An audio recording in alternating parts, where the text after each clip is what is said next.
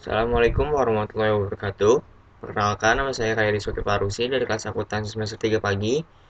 Di sini saya ingin membahas topik 13 yaitu berjudul penyembuhan uji klasik.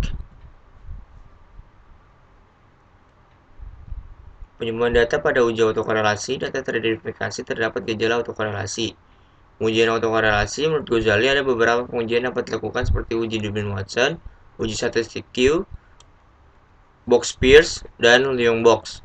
Serta uji rantes. Uji autokorelasi bertujuan untuk menguji apakah dalam model regresi ditemukan adanya korelasi antar variabel pengganggu pada periode T dengan kesalahan pengganggu pada periode T1 sebelumnya. Jika terjadi korelasi antar variabel pengganggu, maka hal tersebut dikatakan adanya masalah autokorelasi. Dasar pengambilan keputusan dalam uji autokorelasi Watson. Metode pengujian yang sering digunakan dalam penelitian skripsi kuantitatif adalah dengan uji Durbin-Watson dengan ketentuan atau dasar pengambilan keputusan sebagai berikut. Jika Durbin-Watson lebih kecil daripada DL atau lebih besar daripada 4 DL, maka HO ditolak dan berarti terdapat autokorelasi. Yang kedua, jika Durbin-Watson terletak antara DU dan 4 kurang DU, maka HO diterima yang berarti tidak ada autokorelasi.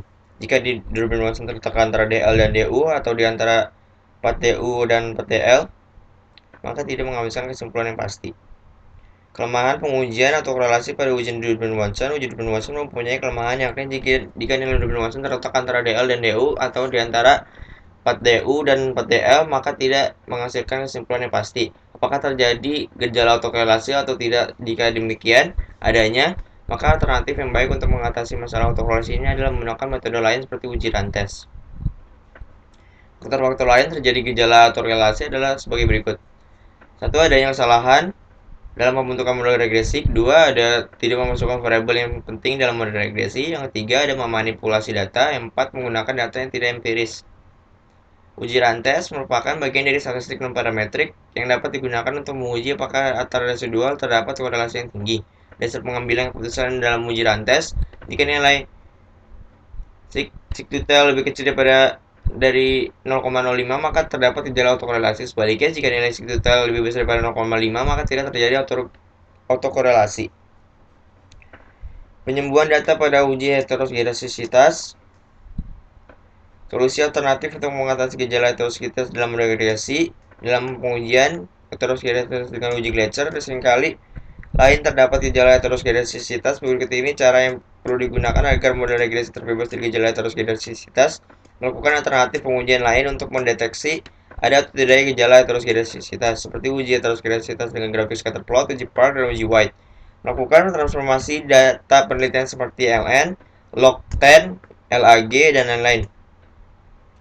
Lakukan outlier terhadap data yang ekstrim atau jika diperlukan maka kita boleh menambahkan sampel baru supaya sebaran data menjadi variasi atau beragam.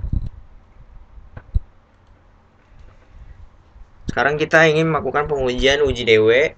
Kita klik analyze. Kita pilih regression, kita ke linear. Lalu HIASG-nya kita masukin ke dependent. Terus di X1 kita masukin ke independent, X2 nya kita masukin ke independent. Lalu kita klik statistik. Estimate kita checklist, middle fit kita checklist, coordinate diagnosis kita checklist, Durbin Watson kita checklist.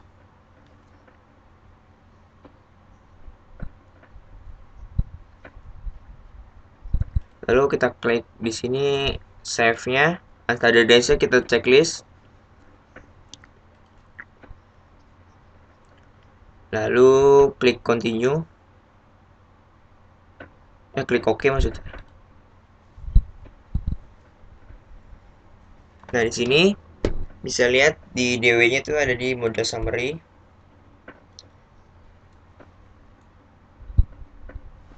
Sini Durbin Watson-nya 1,072.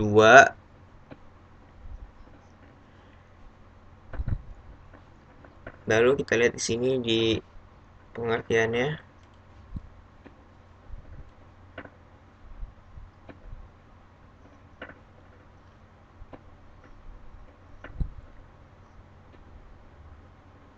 Untuk menghitungnya itu dengan cara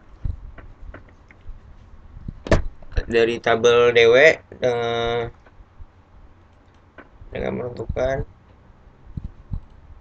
nilainya dengan rumus K titik koma N. K nya itu jumlah independennya itu ada dua, ya ASG dan SBI dan course. Nah di N nya itu jumlahnya itu ada 12. Kita lihat di data view nya ada 12 bulan, N nya 12 dan K nya tadi 2.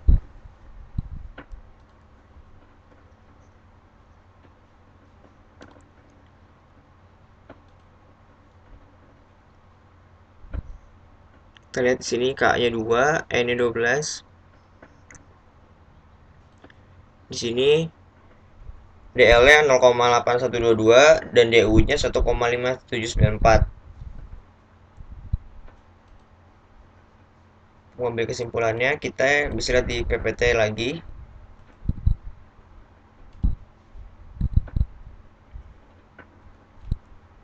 Ini di sini. Kita bisa lihat di sini. Menurut kesimpulannya, kita lihat dari yang kedua, karena itu paling benar. Jika D bermasa terletak antara DU dan 4 DU, maka HO diterima dan yang berarti tidak ada autokorelasi. Itu.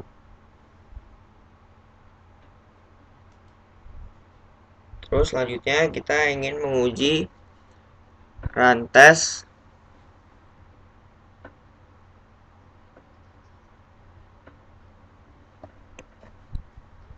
itu kita klik analyze, kita ke non parametric trace, kita ke legacy, kita ke runs, lalu unstandardize kita masukin ke trace variable list, lalu kita klik OK. Nah di sini di rantesnya kita hanya dilihat dari sing totalnya. Sing totalnya itu 0,762, yang berarti di PPT-nya kita lihat lagi. Nah di sini yang berarti jika nilai sing totalnya lebih besar pada 0,05 maka tidak terdapat gejala autokorelasi. Nah di sini sing totalnya 0,762 yang berarti maka tidak terdapat gejala autokorelasi.